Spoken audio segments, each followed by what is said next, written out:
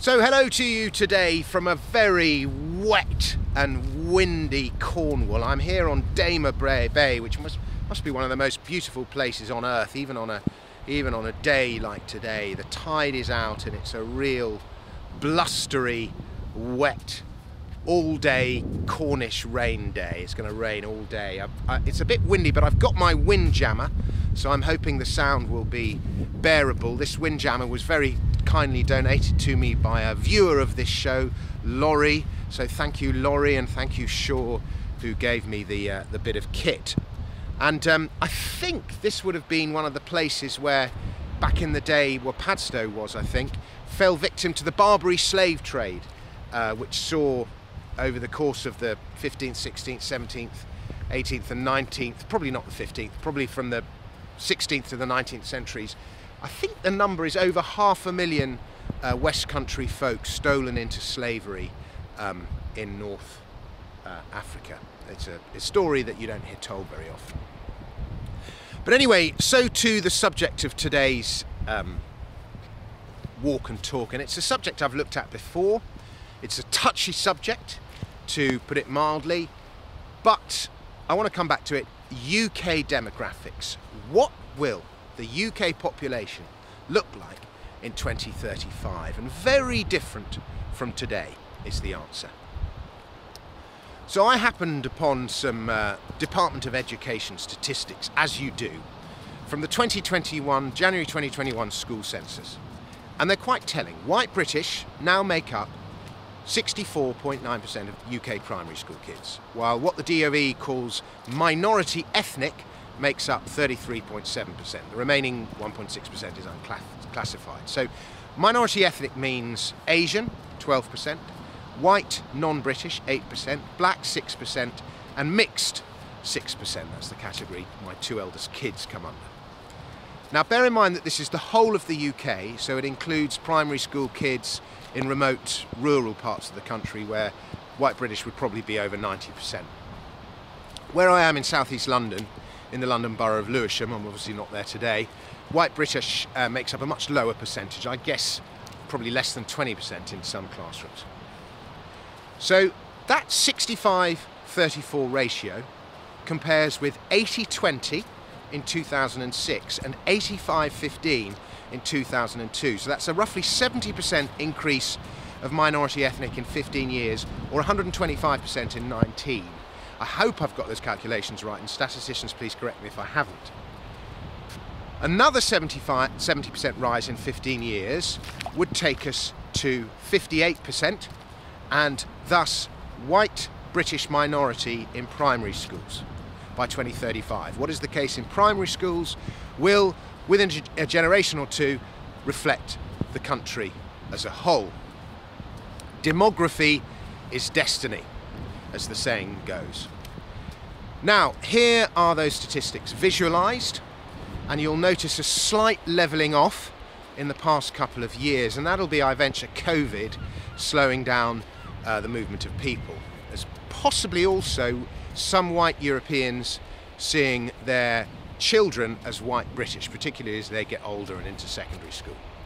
And so thank you to Andrew, a friend of mine, for putting those charts together for me. Now, given the pandemic, it's probably not wise to adjust the trend off the last data point.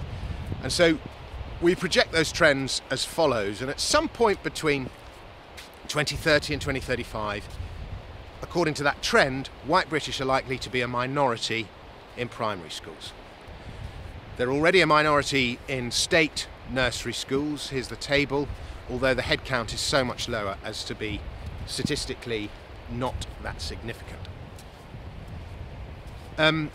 White British have long since been a minority in London. That landmark was reached in the mid-noughties. I couldn't find the results of the 2021 Birmingham census. I gather they're not out yet. But white British are, at least according to the BBC, likely to already be a minority there too.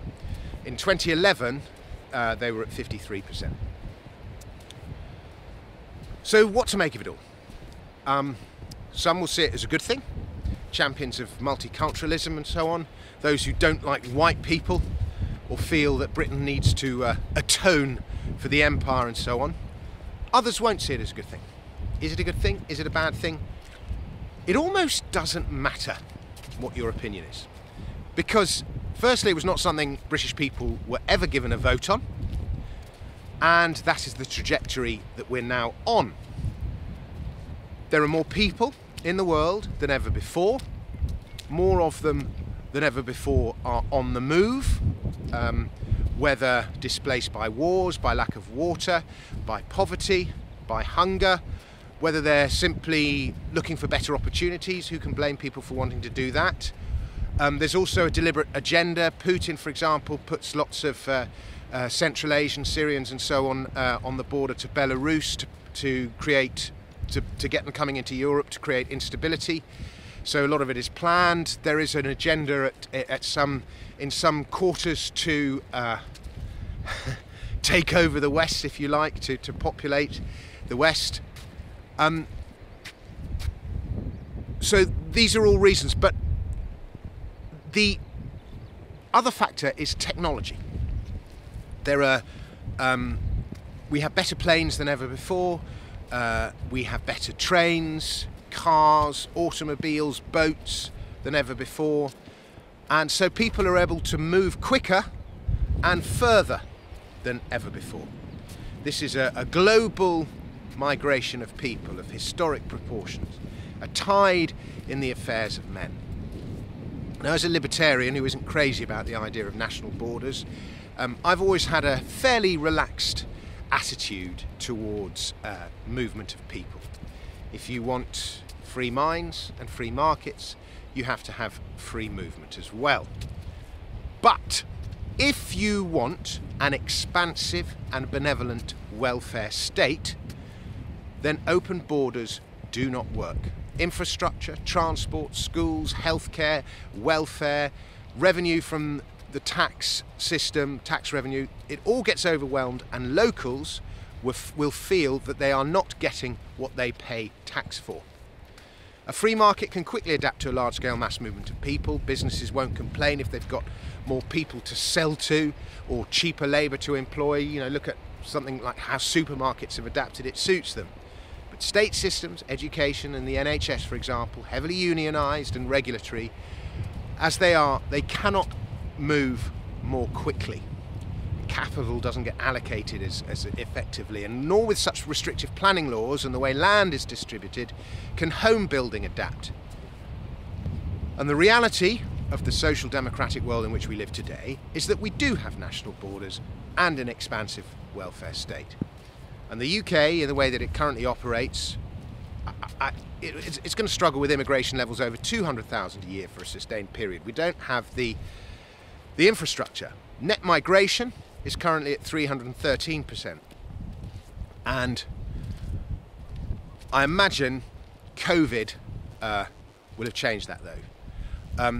My eldest son, who is an Afro-Caribbean, Anglo-Saxon, Latin Nordic Celt, was saying to me the other day how Britain is better off geographically than the Ukraine because as an island we are so much harder to invade.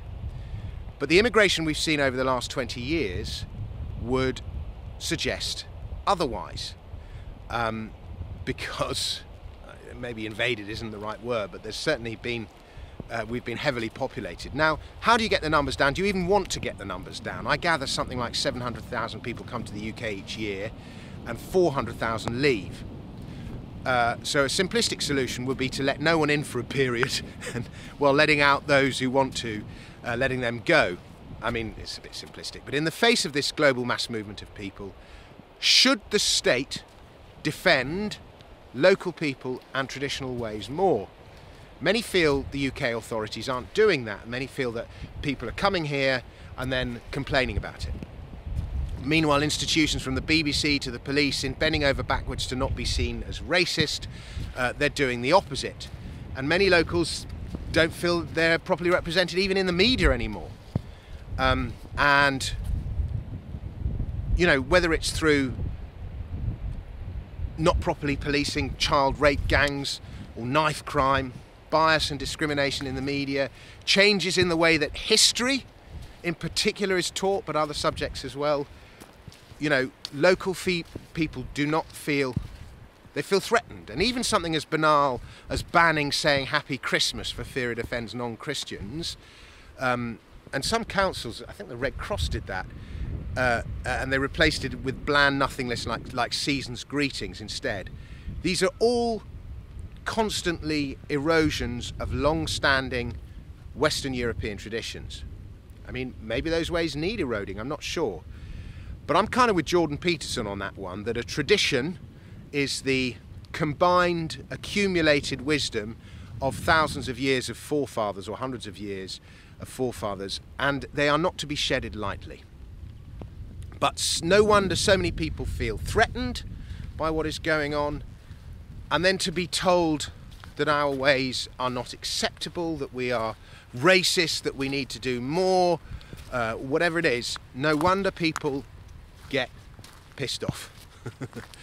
I'd wager, though it can never be proved, that smaller, more localised government with greater power and autonomy and responsibility, thus handed to individuals and locals, at a local level, local bodies, I imagine they would deal with this much better than the big government we now have.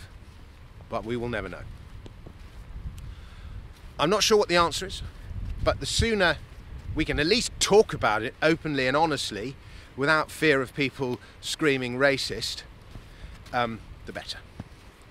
Yeah, that's all. Thank you very much for watching. I'll be back with another video very soon. Take a look at my Substack. It's really good. It's coming on really well. We're now in the top 22 financial letters in the world, so that's really good. And have a nice day. I'll speak to you soon. Bye.